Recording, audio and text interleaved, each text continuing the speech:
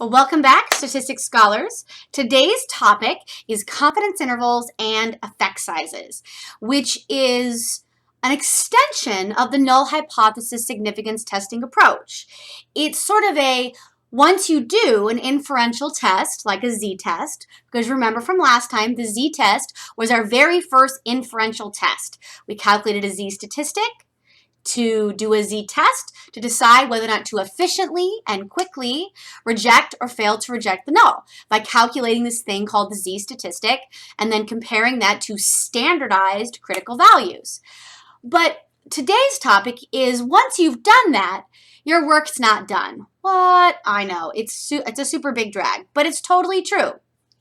Because what confidence intervals and effect sizes, they go beyond the simple question of whether or not to reject or fail to reject the null hypothesis, right? Because you can actually think of p-values and critical values as answering a pretty basic question.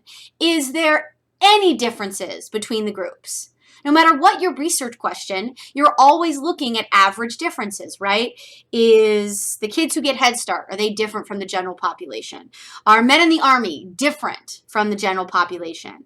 Is the average IQ different from 100 in the US currently? You're always looking at average differences. And the null hypothesis statistics testing approach is looking for any difference, no matter how teeny tiny, itty bitty, tiny whiny, right? Is looking for any difference that is what's called statistically significant, right? And that's just a pretty basic question. Is there any difference at all, right? And so once we've answered that question, reject the null hypothesis, we've rejected the null hypothesis, we've determined that yes, there is a difference, but our work's not done, right? Because now we have to ask ourselves, okay, let's use the example of IQ. I've determined, based on the null hypothesis significance testing approach, I've determined that the average IQ in the US is not 100 because I rejected the null. Okay, not 100. Well, but what is it? Because once we've rejected the null hypothesis, we now still have to ask the question, okay, I've rejected the idea that the average IQ is 100. I've rejected the null hypothesis, using that as a working example. So now, what is the current real IQ, right? And the confidence intervals allow us to make that estimate. They allow us to say, okay, if it's not 100, what is it? It allows us to create a range called an interval from this number to this number. We can say, well, we know it's not 100, and here is what I estimate it probably is. It's somewhere in here. And that is the idea behind a confidence interval that we're going to learn about today. The second thing that the null hypothesis significance test doesn't tell us is it doesn't tell us how big the difference is. Now, when you did the null hypothesis significance test, let's write the z-test equation here. You first subtracted the two averages, and then you divided by standard error. The top part of this is the unstandardized effect, right? Whatever the difference is between your sample and that null hypothesis value, that's the unstandardized effect, right? But we may want a standardized way of estimating how different is this group of people from that comparison population. So for example, if I want to say that the current IQ in the United States isn't 100, well, the confidence interval will allow us to say, well, what do you estimate it is? What is the interval? What range do you think you're pretty darn confident that the real population average is? And then the effect size, we're going to learn how to calculate. The standardized effect size tells you how big is that difference. It is a whopping ginormous difference. People in the US are like super smarty pants now. Or is it a smaller difference? Yes, it's statistically significant difference, but it's a small difference. That's the second thing we're going to cover today. Confidence intervals and effect sizes. So first things first, confidence intervals. What are they? They're your best guess, and we're not going to guess, we're actually going to calculate them. They're an estimate. They're an estimate for what you think the real population average is for your group. And think about it this way. You are trying to determine if the average IQ in the United States is currently 100. And your null was that it is 100. And your alternative is that it was not 100, right? Let's say you reject the null hypothesis and you're happy because that's what you want to do. What you're saying is that the current average in the United States is different than 100.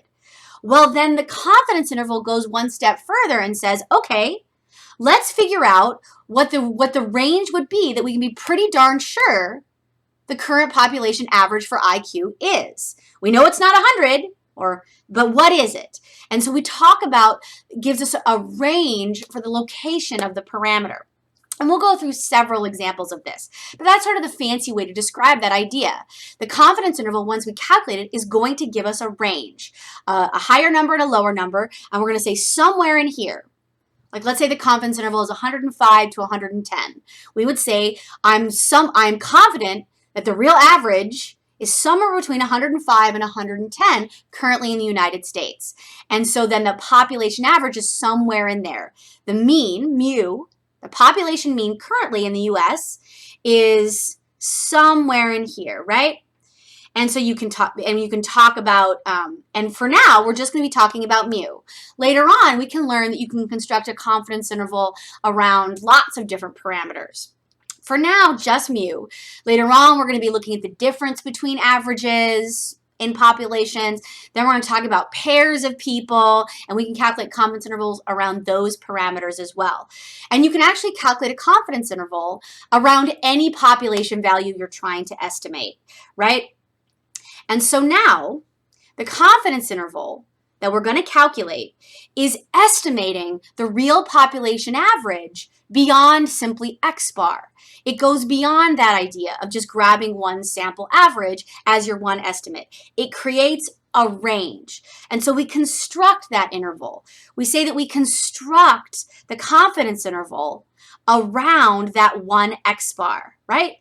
So instead of just saying my one estimate for mu is X bar, we're going to construct an interval around that average of X bar for now, right? Today, we're just calculating our best estimate for mu, but of course, later on, we'll be calculating other parameters like differences between averages and differences between pairs, things like that.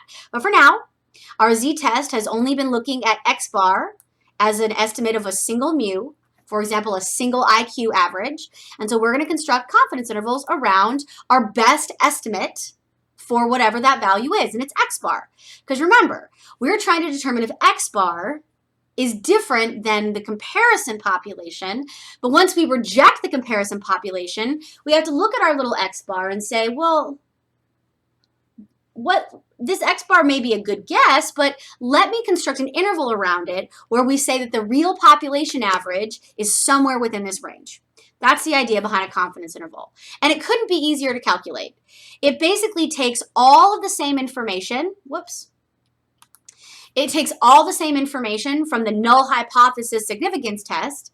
It takes all the information from the z-test, puts all that recipe information, X bar, standard error, critical values, all that stuff, and it packages them together in a new way. So it's kind of like the recipe for the z-test made pancakes, and then the recipe for the confidence interval is going to make waffles. It sort of answers a very similar question with all the same ingredients.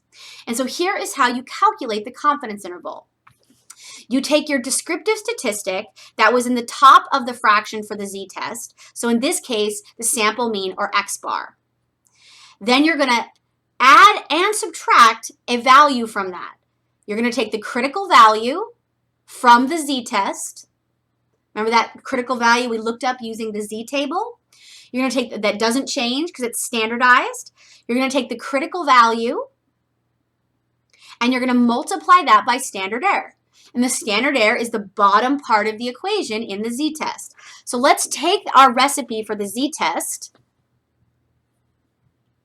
So z equals X bar minus mu, and then divided that by standard error. And so what we're going to do now is not do a z-test, but rather construct a confidence interval around X bar. we're going to take X bar and say, okay, because let's say I got a sample average of 105, right? Let's say I got a sample average of 105, and I'm comparing that to the null hypothesis average of 100, right? And then I'm going to calculate that, right? I could do the z-test, but instead I'm going to do the confidence interval, and I'm going to take X bar, and then I'm going to take the critical value, which isn't this in this equation. It's something you're going to have to go look up. It's what we would have compared z to. Remember that from last time. We take that critical value and we multiply it by standard error. We take the critical value, which might be 1.96. Remember that from last time? And we multiply it by standard error. So once you have this product, critical value times standard error, you add that to the sample mean. That gives you your upper value for the for the confidence interval. Then you take this value, this product, and you subtract it from X bar, and that gives you your bottom value. And so X bar is always going to be in the middle of your critical value, always. And then it's going to be adding something to X bar to get the high number, and then subtracting something from X bar to get the low number. And that's the idea behind a confidence interval. You're basically saying, okay, I've determined that this X bar is not equal to this other mu over here, right? Well, what is then the real population average? X bar is our one number estimate. Let's do one better. Let's create a range where we're pretty darn confident the real population parameter is for your group of interest, right? For the group that you're interested in making a decision about. And so here's how I might do it. The critical value is going to be based on alpha. Remember that? Based on alpha. And if I'm doing a two-tailed test with an alpha of 0.05, then my critical values is going to be 1.96, right? So I'm going to take the X bar, and so I'm going to take that 1.96, and I'm going to multiply it by standard error, the denominator of this z-test. So once you do a z-test, you've done all the heavy lifting to calculate the confidence interval. You simply take the critical value, multiply it by the bottom part of the fraction, standard error, and then add that to the X bar, and then subtract that from the X bar. And boom, you have two numbers that create your confidence interval. And we can now say we are 95% confident that the real population average, mu, is for the group we're trying to make a decision about, is somewhere within this range. 95% because we chose an alpha of 0.05, right? And if you turn 0.05 into the percent 5, then you take 100 minus 5, and that gives you 95%. And the alpha dictated the critical value of 1.96, which makes this a 95% confidence interval. And then we can say, I'm 95% confident that the real average is somewhere in here. And so let's do a couple of examples and see how we can wrap our head around it. So here we have an example. So let's say I'm curious if modern American ballet dancers, people who do that very strenuous, amazing athletic dance called ballet, I'm curious if they are taller than average. I know that I'm only looking at female ballet dancers. I'm only 5'2", but I have dreams of being, a prima ballerina. I'm curious if only being 5'2" is going to be a detriment to me if I'm looking to be a dancer, right? And so I'm curious. Are ballet dancers much taller than average? I'm curious. Are they taller than average? And let's say I know ahead of time that the real average for just women in the U.S., not dancers, but women in the U.S., is 64 inches. And in fact, it is. I could do a null hypothesis significance test. I certainly could. I could compare 69 to 64, because then this would become my comparison population, this 64, right? But instead, I'm not going to do that. I'm going to construct a confidence interval instead.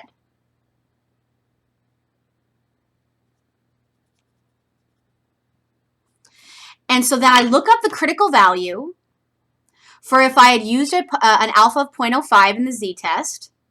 and I see that it's 1.96. I'm doing a two-tailed test because I'm trying to determine if the dancers are much higher than average or much lower than average, right? I'm doing a two-tailed test. Critical value is 1.96, the critical Z. And then I calculate standard error. And let's say I calculate it to be 1.02. Where did that number come from? I'm just giving it to you. But you could calculate it if you knew two things. If you knew sigma for the comparison population, and if you knew your sample size, you could calculate standard error, right? But I'm just giving it to you. I'm just telling you that it's 1.02, right? So to calculate the confidence interval, I take the critical value of 1.96 and I multiply that by the standard error of 1.02. And 1.96 times 1.02 is 2. I've made the numbers easy for us. So to calculate the 95% confidence interval, now why 95? Because I looked up 1.96 based on an alpha of 0.05. And the percentage that corresponds to an alpha of 0.05 is 5%. So 100 minus 5% is 95%. So then I take that 2, because 1.96 times 1.02 is 2. I take that 2,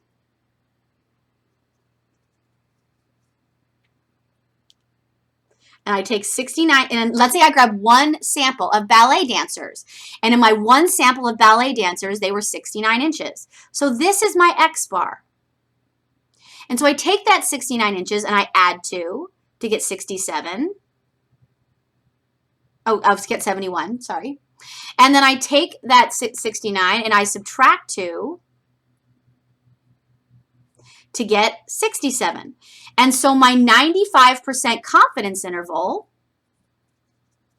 is 67 to 71. I am 95% confident that the real height for American ballet dancers is somewhere between 67 and 71 inches.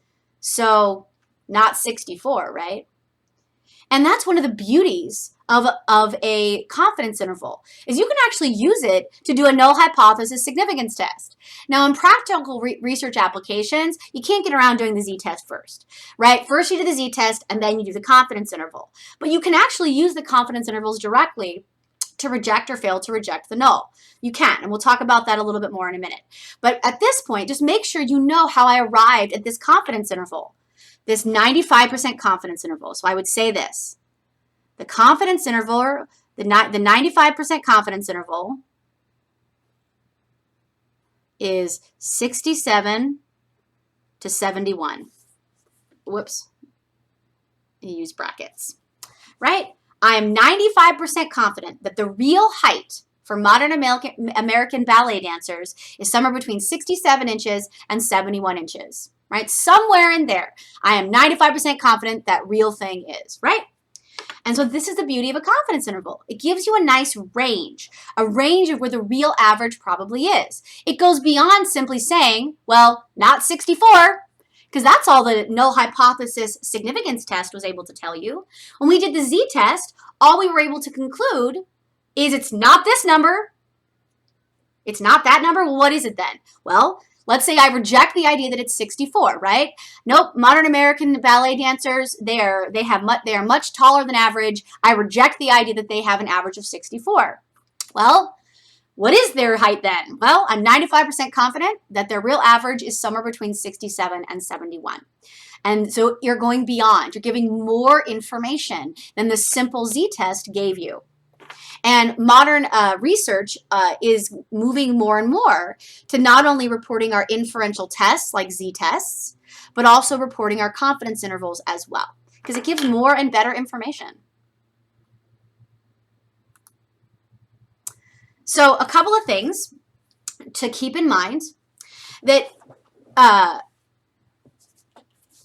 confidence, how confident we are that the interval contains the actual value that we're hoping for, is inversely related to precision, which is very counterintuitive. It's extremely counterintuitive. But let's use an example of this. So let's say I want to be more confident. I don't want to be 95% confident. I want to be 99% confident that the real average is within my range. Well, if I wanted to be 100% confident, I suppose I could say the real height is somewhere between positive infinity and negative infinity, right? I could say that. It's and then, but I wouldn't be very precise, right? If I say it's somewhere between the two biggest numbers ever, I'm not being very precise in my estimate, but I'm super confident, which is really counterintuitive. But it's something that you need to know, that confidence intervals, and much like we choose an alpha of 0.05 because that sort of feels like a good alpha, the reason why we sort of stick with an alpha of 0.05 to create a 95% confidence interval is because that sort of balances precision and confidence. Because let me show you how this works in action. Let's say I decide to create a 99% confidence interval. Well, that means I'm using an alpha of 0.01, and my critical value is going to be much bigger, right? My critical values get bigger as alpha gets smaller. And feel free to and to refresh your memory, why is this? Because if I'm putting 5% in the tail and this is 1.96, if I decide to put only 1% in the tails, that critical value is going to have to get bigger, is the idea.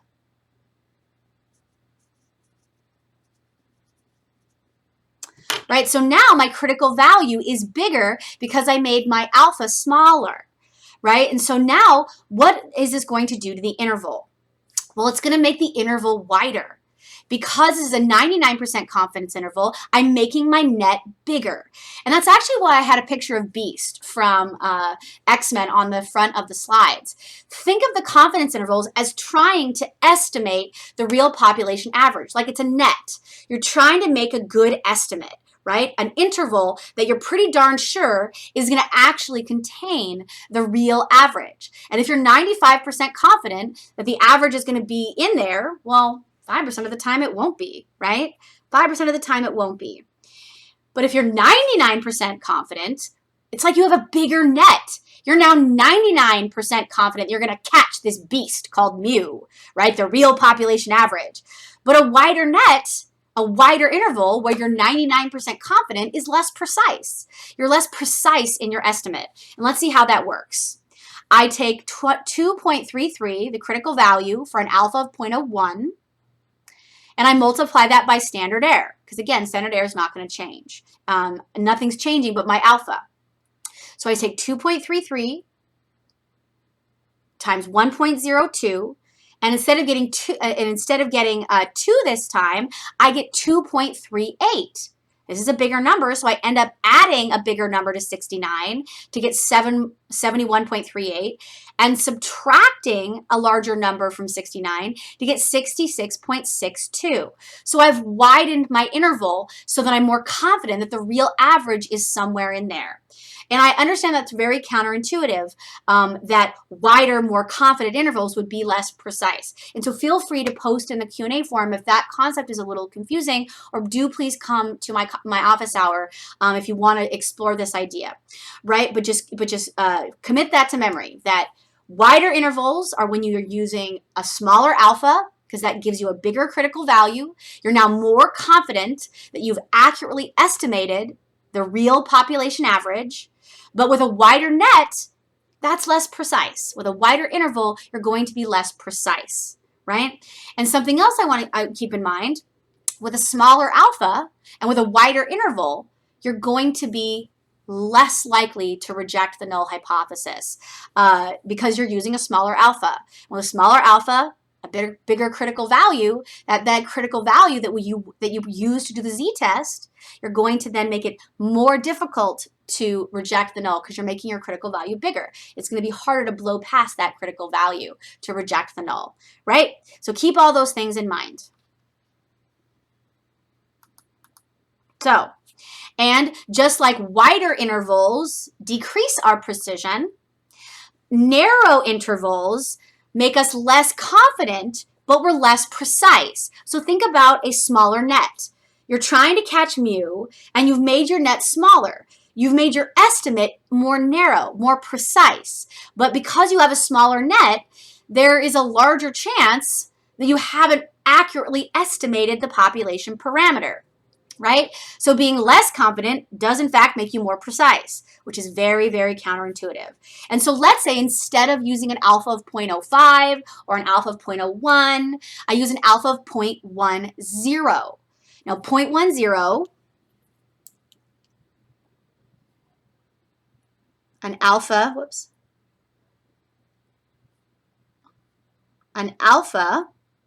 of 0.10 would correspond to the percentage of 10%. So this would be a 90% confidence interval.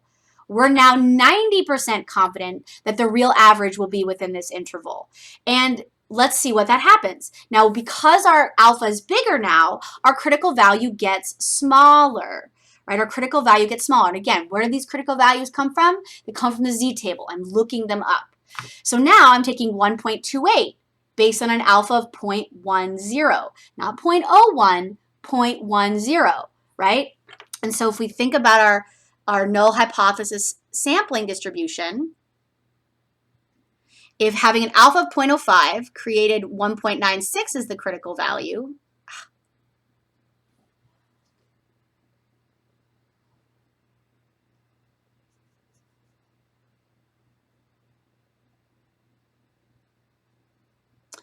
and I'm making it bigger, I'm making it 10%, then the number here is going to be less extreme. It's going to be let's say it's going to be 1.28 because I'm putting 10% in the tail because I'm saying my alpha is 0.10. So now I take 1.28 and I multiply it by 1.02, and now I'm going to get 1.28. I'm going to take 69 and I'm going to add 1.28, and I'm going to take 69 and I'm going to subtract 1.28, right? And so because I multiplied these together, and now I'm going to add that to 69 and I'm going to subtract that from 69. And so I end up with a 90% confidence interval. I can be 90% confident that the real population parameter is somewhere between 67.72 and 70.28. Now I'm more precise. Do you see how it got smaller? My estimate is more precise, but I'm less confident that the real average is somewhere in there. And just think about confidence intervals as something you can do in addition to the null hypothesis z-test. But confidence intervals are just straight up better because because p-values and critical values and the z-test can only tell you whether or not you should reject or fail to reject the null hypothesis. They can't tell you what the actual parameter value might be other than your one x bar as a single number estimate. And not only can they give you a nice range of values for the parameter, but confidence intervals can actually be used to reject and fail to reject the null hypothesis. Because if the interval contains the null value, well, then you got to stick with the null because you're 95% confident that it's between these two numbers and the null value is in there. If the interval doesn't contain the null value, then you're going to reject the null hypothesis because you're 95% confident that the real population parameter is somewhere within the interval, right? And that null value is not in there, right? And so the confidence intervals can do all the same heavy lifting that the z-test can do, which makes sense because it's using all the same ingredients from the z-test. And it also gives you a nice estimate for the actual population value. And so let's do some different examples. So let's go back to our example using different numbers. I'm using slightly different numbers, but it's the same conceptual example from before. Does an early start intervention improve academic performance? And I'm keeping the population average at 28 for the null hypothesis comparison population, but I'm changing the standard deviation from what it was before from our previous lecture to 3 because I want you to work with different numbers and get practice working with different numbers. And now instead of having a very small group of people, I have 100 students because this would more closely resemble what a real null hypothesis significance test would look like. right? And so let's look to see how I would theoretically do the z-test. So I've got a null value of 28, right? This is my null population average. Called the null hypothesis average is my null value in this example, right? Let me first write the equation for the z-test. Refresh our memory of what it is. X bar minus mu, the null hypothesis mu, divided by standard error, which is the comparison population standard deviation divided by the square root of the sample, your one sample that you actually grabbed. Now let's plug in the numbers from this example.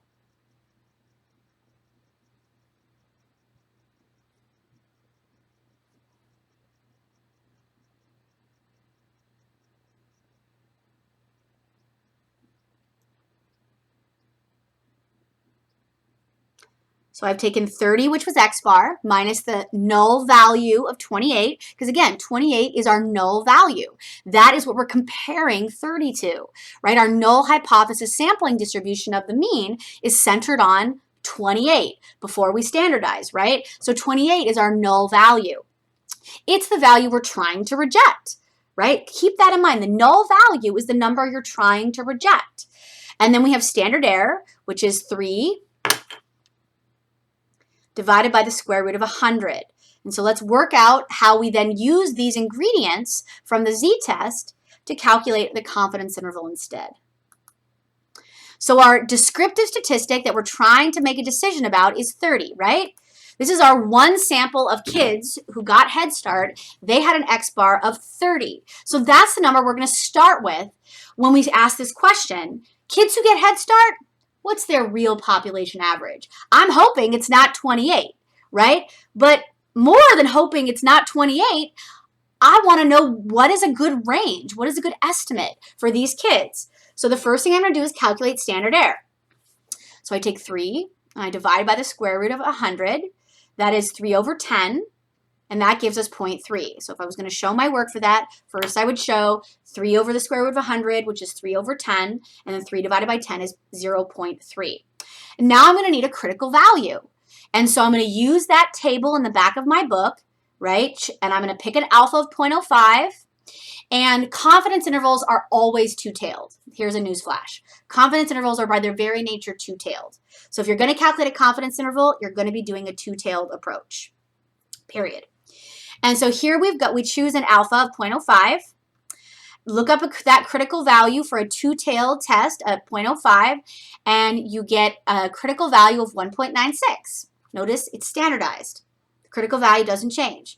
For a z-test, if you've got a two-tailed test and an alpha of 0.05, critical values are always plus and minus 1.96. So we take that 1.96, we take 0.3, and we multiply it by 1.96 to get 0.59.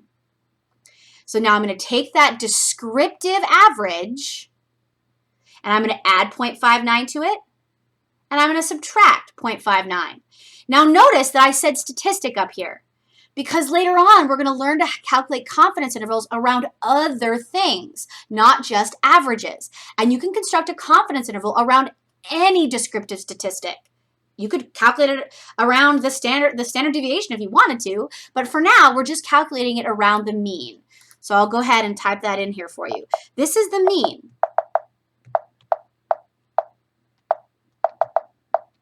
But I want to caution you. Sometimes students get a little confused, right? Because the general idea behind a confidence interval is you take the descriptive statistic and you're going to add something to it. And they're going to take the descriptive statistic, like the mean, and you're going to subtract something.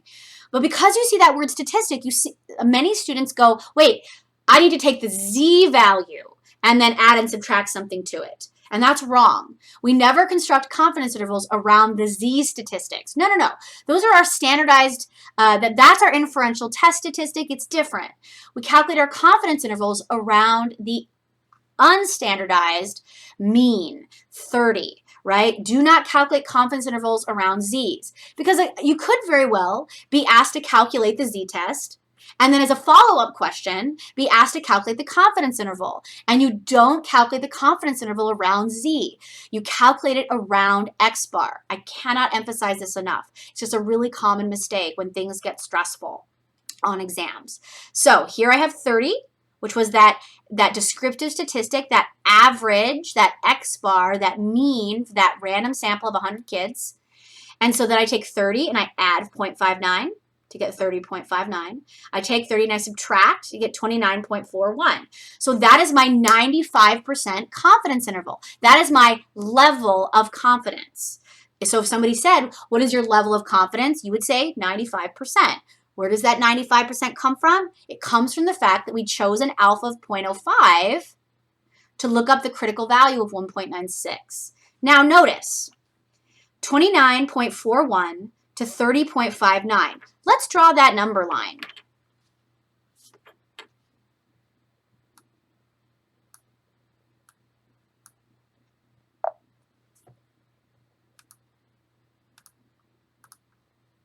Let's put those values here so we remember what they are, right? That is our 95% confidence interval. Now, think about this as a number line, right? That I'm creating my interval around the X bar. Here's my X bar.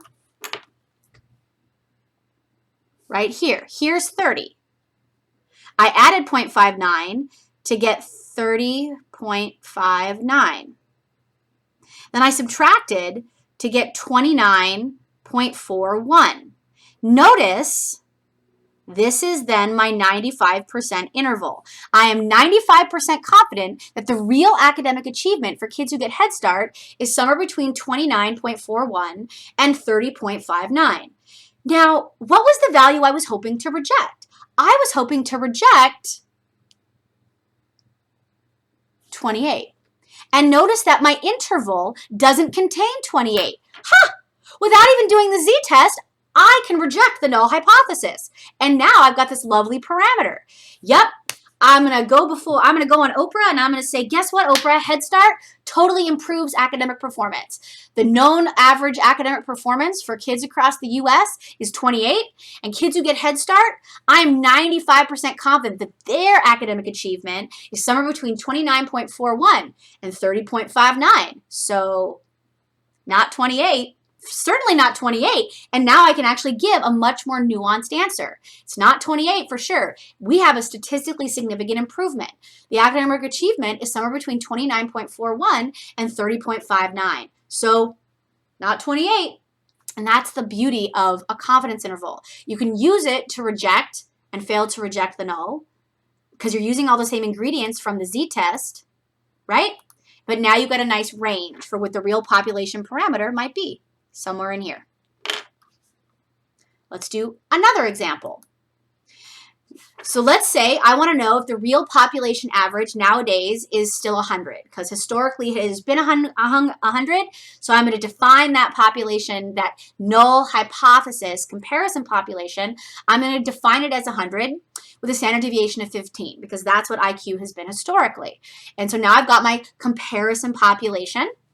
And so if I was going to do a Z-test, I would take my descriptive statistic for my one sample, and let's say I grab a random sample of 225 people, and I get their IQ, and their average IQ is 107. So to do the Z-test, I take 107, and then I'm going to subtract the null value, the null hypothesis average. And I divide by what standard error would be, 15 over the square root of 225. And if I worked out all this math, I would get my Z statistic. And then I would compare to a critical value to decide whether or not I could reject or fail to reject the null hypothesis. And we could very well do this and then do a follow-up confidence interval. But let's not even bother. Let's just go straight to the confidence interval, because we know that we can use the confidence interval to retain or reject the null also. So my descriptive statistic is my average, my one sample mean. So in this case, it was 107, in this case. And now I'm also going to calculate standard error, right? 15 over the square root of 225 Well, the square root of 225 is 15. So standard error in this example is 1, because 15 divided by 15 is 1. I like to use numbers that make things easy. Now I look up a critical value, right? The critical value that I would have looked up for the z-test. And if I'm doing a two-tailed test, confidence intervals are almost always two-tailed. The very approach is two-tailed. And I pick an alpha of 0.05, then my two-tailed alpha and my two-tailed critical value is 1.96 for the z-test. So I take standard error, which was 1, and I multiply it by 1.96 to get 1.96. I then add that to 107 to get 108.96, and I subtract that from 107 to get 105.04. So now, because I chose an alpha of 0.05, I am 95% confident that nowadays the real IQ is somewhere between 105.04 and 108.96. And because that doesn't contain 100, we can reject the null hypothesis. And I can go on Oprah. She's got still her own show on the OWN network, I think, the OWN network. I can go on Oprah and I can say, guess what, Oprah? We are smarter nowadays than we used to be. And in fact, we are. It's actually called the Flynn effect. People's IQs have been steadily rising for the last 100 years. It's called the Flynn effect. You can Google it. But in any case, let's say this was my actual data. I could then say I am 95% confident the real IQ nowadays is somewhere between 105 I've got a typo there. Sorry. Somewhere between 105.04 and 108.96. So let's look at that in a number line and see why we can reject the null.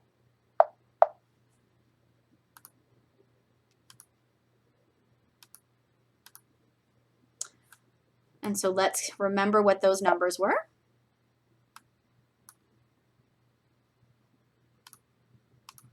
So we've got a number line here. And I'm now 95% confident.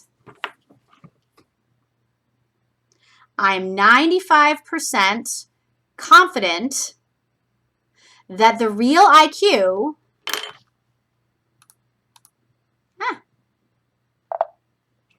is somewhere between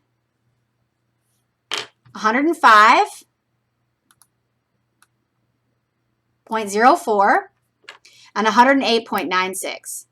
This is my 95% confidence interval. And that's how you write it. 95% CI, and then you have a colon, and you give these little brackets, and then you put the two numbers in there. That's how you sort of report the confidence interval. And so here I have 105.04 is sort of the lower threshold. I'm saying it's no less than 105 and no greater than 108.96, right? I'm 95% confident that this is the real possibility for where mu is nowadays. So, not 100. Nope, I've rejected 100. And what you would see if you calculated the z statistic, you would actually see it's much more extreme than 1.96, which was our critical value.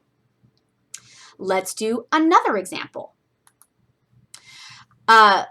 Let's change the alpha to 0.01, right? The only thing I'm changing now is it's all the same data, right? I'm still going to be constructing the interval around 107. Standard error is still 1, but now I'm choosing a different alpha. I'm choosing an alpha of 0.01.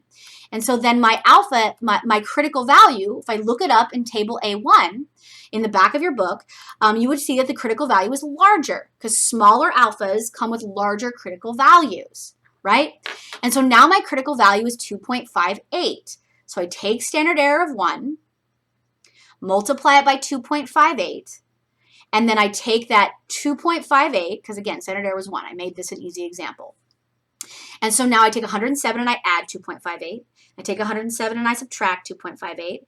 And now my 95% confidence interval is at the lower end, 104.42 to 109.58. I am 99% confident that the real population average nowadays is somewhere between 104.42 and 109.58. So I'm making the interval wider, right? I'm more confident, so my net is wider, so I'm being less precise. but I'm increased my confidence, right? And so let's look at what that looks like on a number line.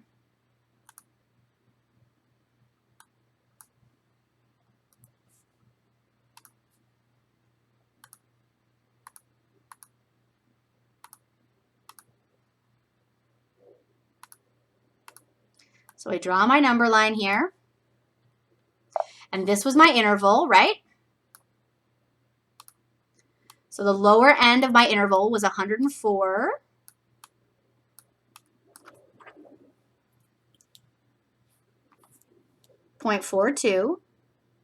And the upper end of my interval was 109.58. And notice how this is a lower number than it was before. This is a higher number. My net got bigger because I'm 99% confident. But still doesn't contain 100. Despite the fact that I made my net wider, still doesn't contain 100. So we reject the null hypothesis. And now we've got a nice range. We're getting smarter. I'm 99% confident, somewhere between 104.42 and 109.58, right? And so this is the beauty of a confidence interval. Let's do another example. Let's, instead of, and so in this example, let's actually change our statistic. Keep everything else the same. Let's go back to an alpha of 0.05 where our statistic would be, where our critical value would be 1.96. Our two-tailed critical value for an alpha of 0.05 is 1.96. But now, let's say that my X bar isn't 107. Let's say my one sample of 225 people only had an average of 101. So now I take my descriptive statistic, right? This is the mean of 101. Always calculate your confidence intervals around the sample mean of X bar. Then I get standard error. It was 1 because nothing's changed in the example, right? Standard error was 1. I take my standard error of 1 and I multiply it by the critical value, right? To get 1.96. I take 101 plus 1.96 to get 102.96. I take 101 and I subtract 1.96 to get 99.04. Right? And now notice that this does contain 100. So we failed to reject the null. And notice how much closer our average was to 100. So we failed to reject the null with our 95% confidence interval. Let's draw this on the number line. Now, why are the values different? Because I changed the descriptive statistic, right? I changed the average from the example.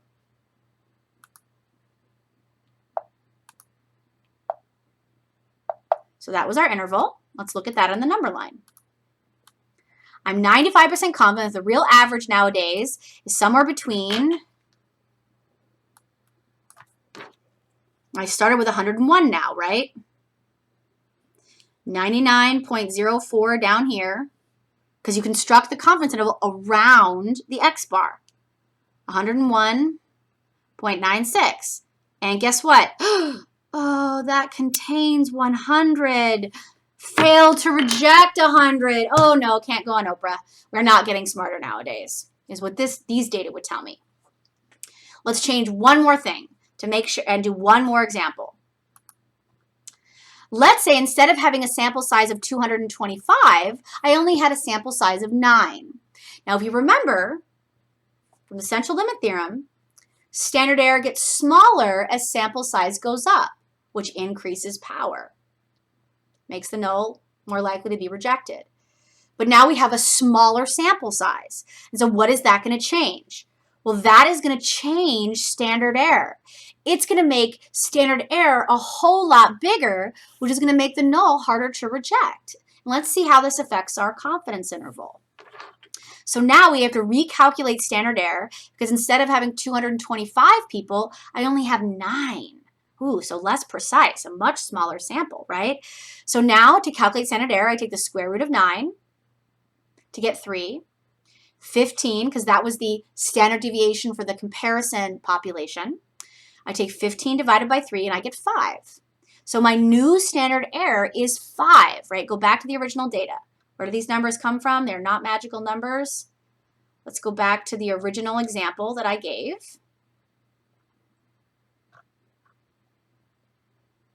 Right? the comparison null hypothesis population at an average of 100, that's what we're hoping to reject, and it had a standard deviation of 15. And what I've done is monkey around with this stuff. I did 107, right? Now I'm changing 225 people, and I'm making it only 9 people.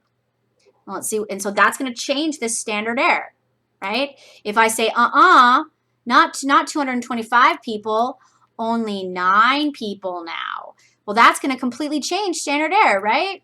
It would have changed our z statistic, and it's definitely going to change our confidence interval because the confidence interval is all the same ingredients put together in a different way.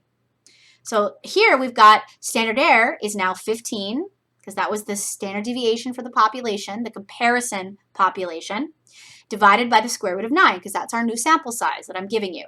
So standard error is 5. Here we have an alpha of 0.05 because why not?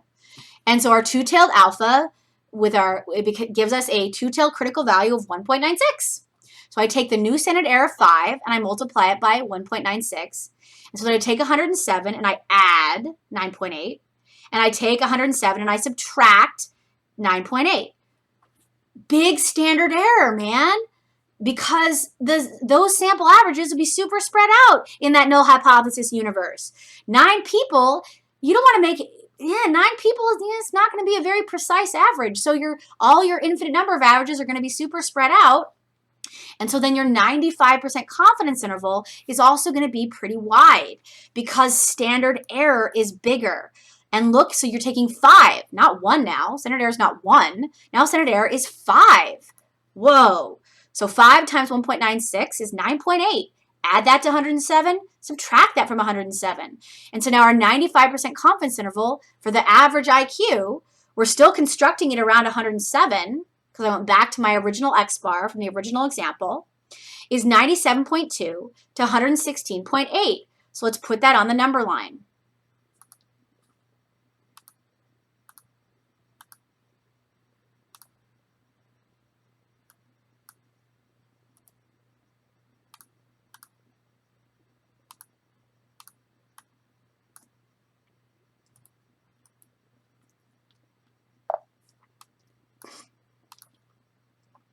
So we always construct it around the descriptive statistic, right? 107. And so the upper tail, not the upper tail, not distribution. The upper bracket is 116.8. The lower bracket is 97.1.2.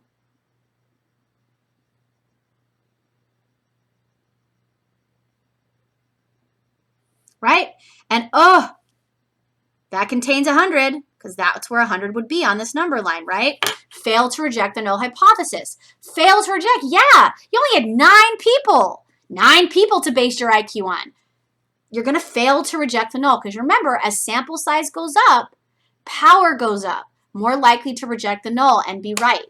And so here, because we had small sample size, we had large standard error, we failed to reject the null. And our 95% confidence interval was pretty darn wide. So if you have any questions about confidence intervals, how to calculate them, how to interpret them, do come and see me or post in the Q&A forum. And if you want to look at an applet, this is from Rice University, and you can actually sort of change things like sample size, change things like the differences between X bar and mu, and just sort of watch how the confidence intervals change. It can help you sort of visualize this concept. Now, let's move on to standardized effect sizes. Standardized effect sizes. So the standardized effect. Now in a null hypothesis significance test, we already have the effect, right? The effect is the difference between X bar and mu. We already sort of talked about this when we sort of looked at null and alternative null hypothesis sampling distributions. We talked about the effect, right? The difference between your one sample average X bar and the null hypothesis comparison mu, right?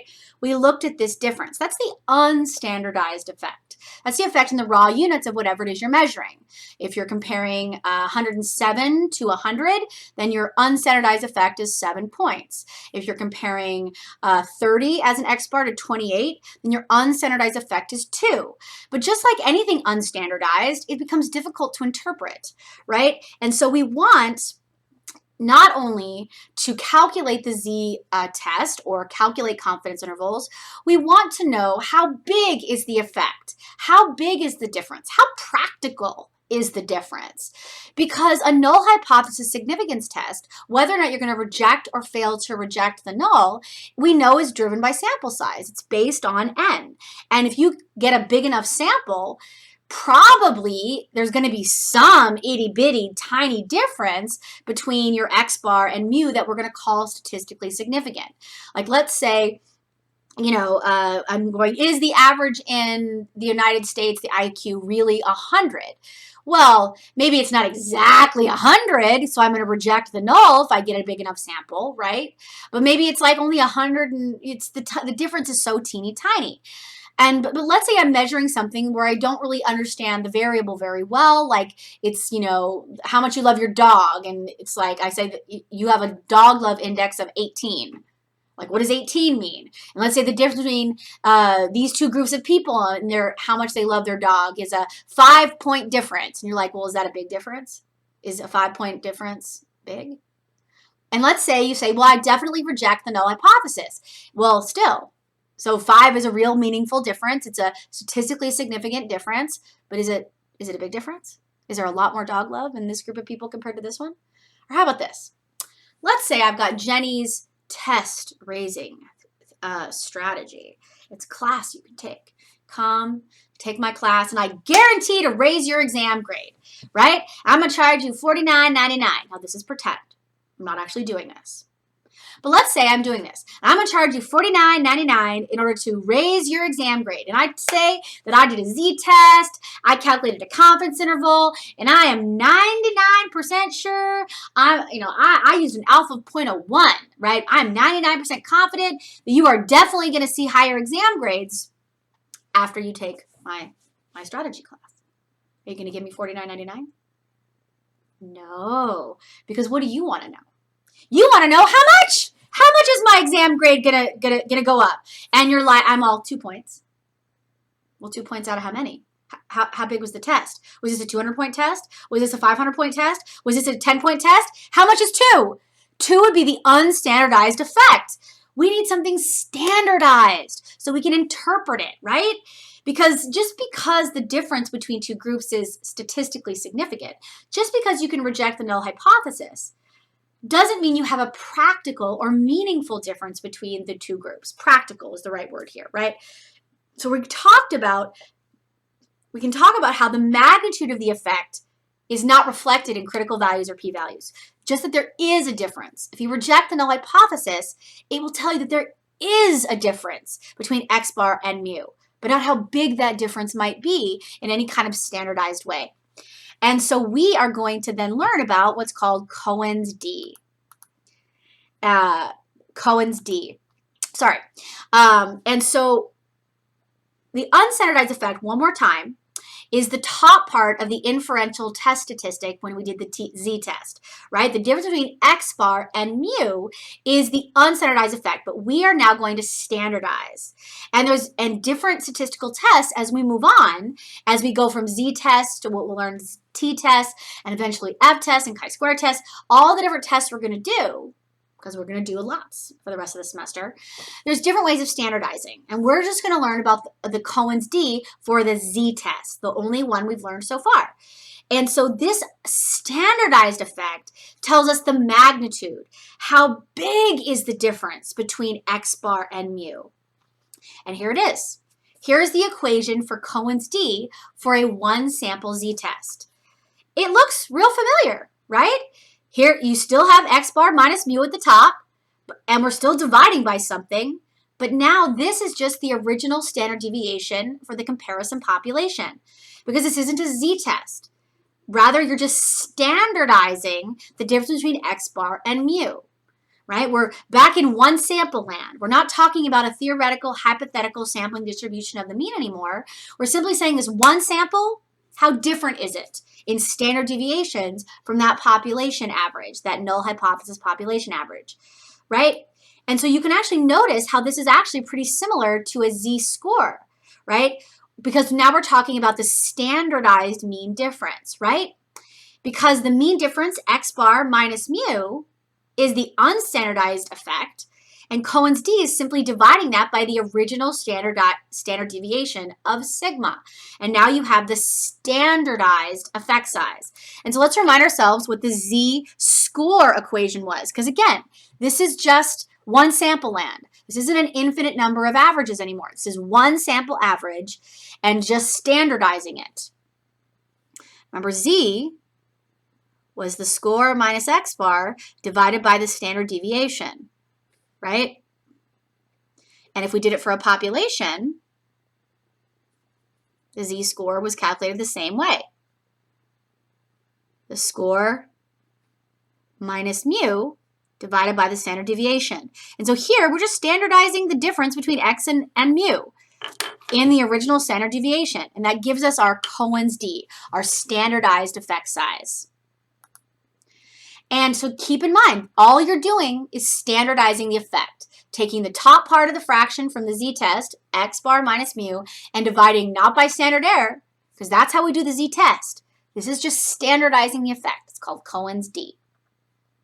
And so if I go back to my example from before, let's say I know that the null value for the population for kids who don't get Head Start is 28 with standard deviation of 3. And then I do my Head Start intervention on my one sample of kids, and I get an x bar of 30.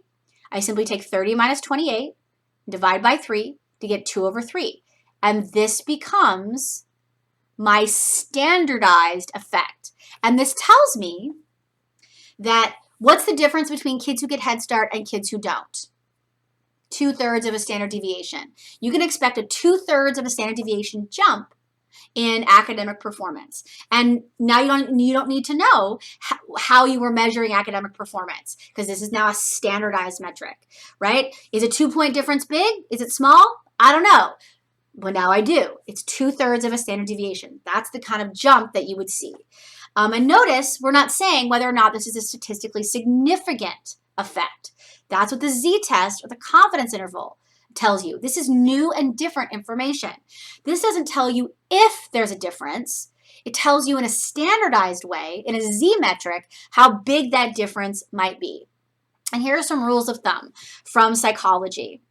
Cohen, the guy who came up with this procedure of calculating Cohen's d, he said that any Cohen's d between 0.2 and 0.49 would be small. So anything less than half a standard deviation is a small difference. Anything between 0.59 and 0.79 would be a medium effect. And anything above 0.8 is a large effect. But again, you gotta know your discipline. And although these are the ones, I'm hair in my mouth, sorry. These are the sort of rules of thumb for psychology. They're very different in medicine, and they're very different in sociology, and they're very different in different sub-disciplines within psychology.